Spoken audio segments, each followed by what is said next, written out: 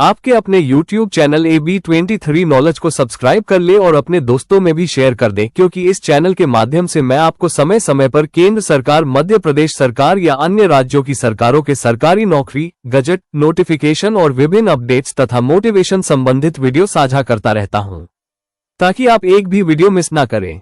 तो चलिए इस वीडियो में बात करते हैं।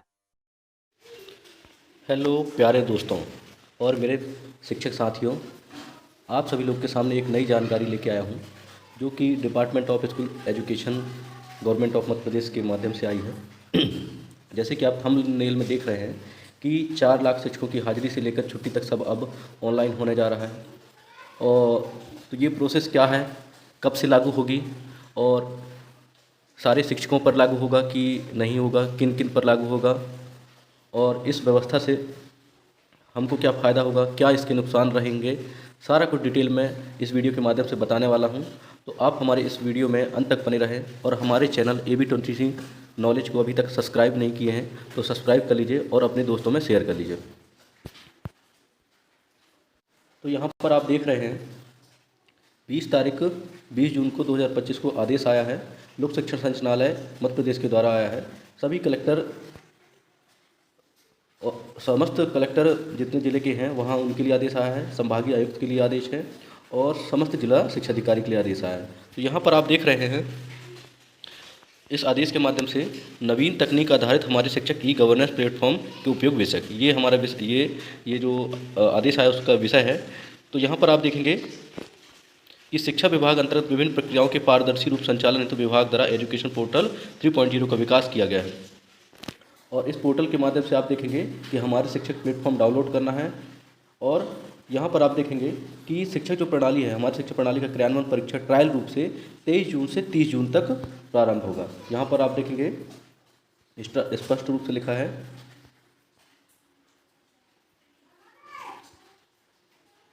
ये यहाँ पर आप देखें 23 जून से 30 जून तक ट्रायल रूप से होगा। और विभिन्न जिलों में संचालित ई अटेंडेंस प्रणाली का अभिक्रमित करते हुए दिनांक 1 जुलाई 2025 से इस प्रणाली का वास्तविक क्रियान्वयन प्रारंभ किया जाएगा।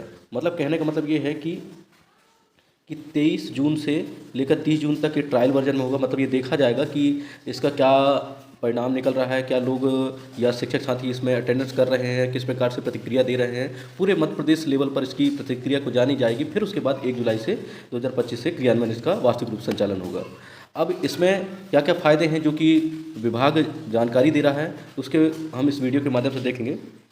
तो यहाँ पर देखिए, इन्होंने बताया कि हमारे शिक्षक प्रणाली के माध्यम से आने वाले समय में न केवल शासकीय सेवकों के स्वत्वों से संबंधित आवेदन इस प्लेटफॉर्म के माध्यम प्रस्तुत करने की सुविधा प्रदान की जाएगी, बल्कि उनके हित लाभ संबंधी जानकारी का संधारण तथा व्यक्तिगत लाभ स्वत्वों आदि के भुगतान का क्रियान्वयन भी किया जाएगा।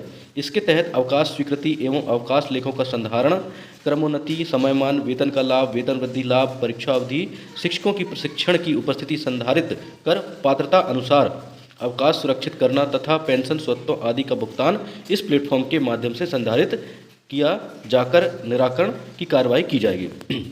मतलब इस आदेश के इस पॉइंट के आधार पर आप समझने का प्रयास करेंगे कि इन्होंने बताया है कि लगभग शिक्षक का जो भी सरकारी काम होता है, व्यक्तिगत रूप से चाहे सामूहिक रूप से, और जो पर्सनल जो डाटा है वो सब कुछ इस प्लेटफॉर्म जो कि हमारे शिक्षक के माध्यम से होगा। चाहे इसमें उन्होंने क्रमोन्नति, पदोन्नति, वेतनमान, वेतन वृद्धि लाभ, परीक्षा अवधि, चाहे ट्रेनिंग, सारा कुछ इन्होंने इस हमारे शिक्षक ऐप के माध्यम से करने की बात कही है। फिर आगे यहाँ देखेंगे जो कि फ़ायदा वाली बात इन्होंने जो कह रहे हैं कि क्या फ़ायदा रहेगा इससे। तो जिन शालाओं में कार्यरत समस्त शिक्षक नियमित रूप से हमारे शिक्षक प्रणाली के माध्यम से उपस्थिति दर्ज करेंगे, उन शालाओं का निरीक्षण वरिष्ठ अधिकारी की अनुमति उपरांत ही किया जा सकेगा।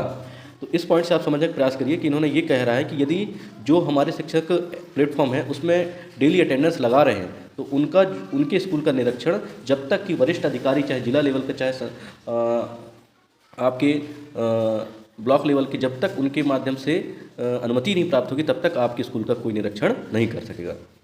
फिर यहाँ देखेंगे, साथ ही ऐसे सभी शिक्षकों के सेवा अभिलेख में इस तथ्य को विशेष उपलब्धि के रूप में दर्ज किया जाएगा। भविष्य में ऐसी सलाह को शिक्षकों के लिए विशेष प्रावधान किए जाएंगे। मतलब ये भी एक प्लस पॉइंट ये बता रहे हैं इस आदेश के माध्यम से कि शिक्षकों का जो भी रहेगा रिकॉर्ड अच्छा रहेगा, या जो भी आप किसी प्रकार दिक्कत होती है तो वो सब कुछ आपके सर्विस बुक में अभिलेख किया जाएगा, मतलब उसमें चिन्हित किया जाएगा, मेंशन किया जाएगा। तो और यहाँ पर देख सकते हैं इन्होंने इस आदेश में इस पॉइंट 5 नंबर में शासकीय सेवक द्वारा हमारी शिक्षा प्रणाली गूगल प्ले स्टोर से डाउनलोड करने की चरणबद्ध प्रक्रिया को समझाया गया है। तो इस पीडीएफ को मैं आपको अपने AB23 नॉलेज प्लेटफॉर्म पर डाल दूंगा, टेलीग्राम चैनल पर डाल दूंगा, तो आप वहाँ से इस पॉइंट को देख लेंगे और कैसे डाउनलोड करना, क्या कैसे प्रोसेस रहेगी उसके बारे में बताया है। तो इधर आप एक चीज़ और देखेंगे जो कि अब नुकसान की बात बताता हूँ। तो यहाँ पर आप देखेंगे प्लेटफॉर्म पर अपनी उपस्थिति एवं अवकाश की जानकारी दर्ज कर सकेंगे। शिक्षक और प्रेक्षक इत्यादि में उपस्थित रहने की स्थिति में इस प्लेटफॉर्म पर उपस्थिति दर्ज कर सकेंगे।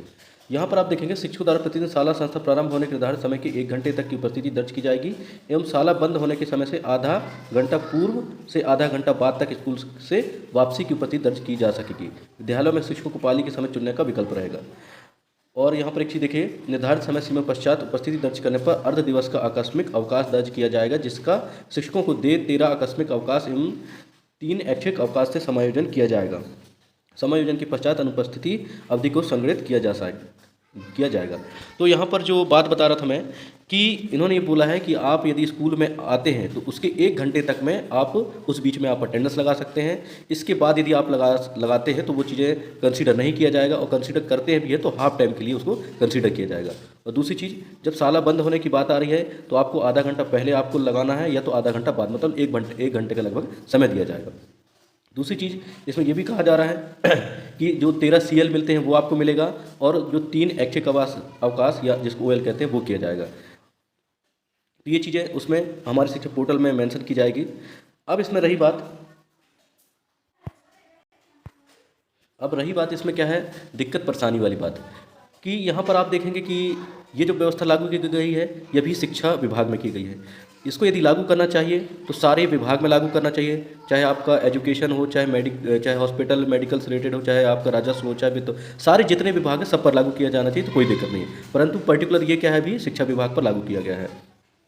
इससे दिक्कत परेशानी क्या होगी, जो दूर दराज इलाके में खासकर वर्ग 3 के टीचर, वर्ग 2 के टीचर, जो ज़्यादातर 1 वाले टीचर जो ज़्यादातर अपने मूल गृह ग्राम से दूर हैं, किराए लेकर रह रहे हैं 40 किलोमीटर दूर, 45 किलोमीटर दूर, कोई 60 किलोमीटर दूर से आना जाना कर रहा है। खासकर विशेष परिस्थिति बारिश के मौसम में आप देख रहे हैं कि दिक्कत हो जाती है, पानी ज़्यादा गिरने से बाढ़ आ जाते हैं पुलों में, तो उस कारण से आने जाने में दिक्कत होती है, समय पर साधन नहीं मिल पाते हैं, तो उससे क्या है जल्दबाजी मचेगी और अनहोनी भविष्य की घटना घट सकती है।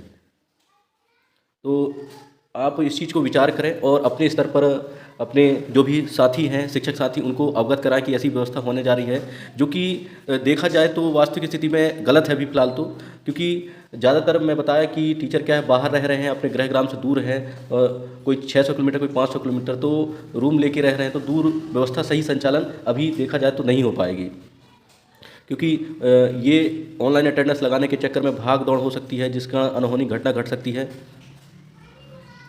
और ऐसा नहीं है कि ये जो अभी व्यवस्था की जा रही है ये इसको कैंसिल किया जा सकता है और रद्द भी किया जा सकता है, क्योंकि अदर स्टेट में ये चीज़ें प्रयास किया गया, विरोध किया गया है पूरे मध्य प्रदेश लेवल पर इसका, तो अदर स्टेट में क्या है पूरे स्टेट लेवल पर प्रयास किया गया है, तो रद्द भी हुआ है। मैं इसका एक उदाहरण देना चाहता हूँ उत्तर प्रदेश राज्य से।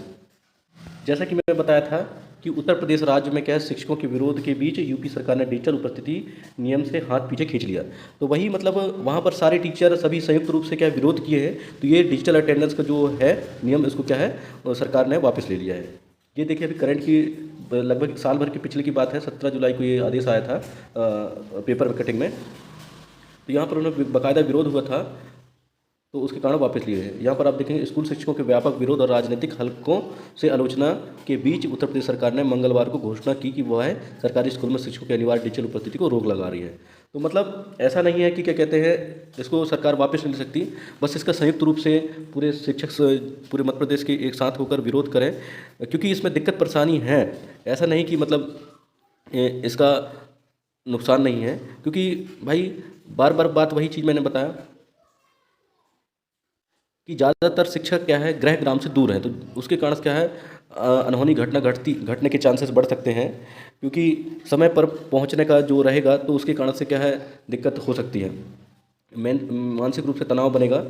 और यदि इसको लागू करते हैं तो पूरे संपूर्ण मध्य प्रदेश पर सारे विभाग पर लागू किया जाए तो ज़्यादा अच्छा रहेगा, तब फिर ना चाहते भी इंसान कंसीडर करेगा। तो यही सब जानकारी आपके बीच में रखना था। बहुत बहुत धन्यवाद आपको। जय हिंद, जय भारत।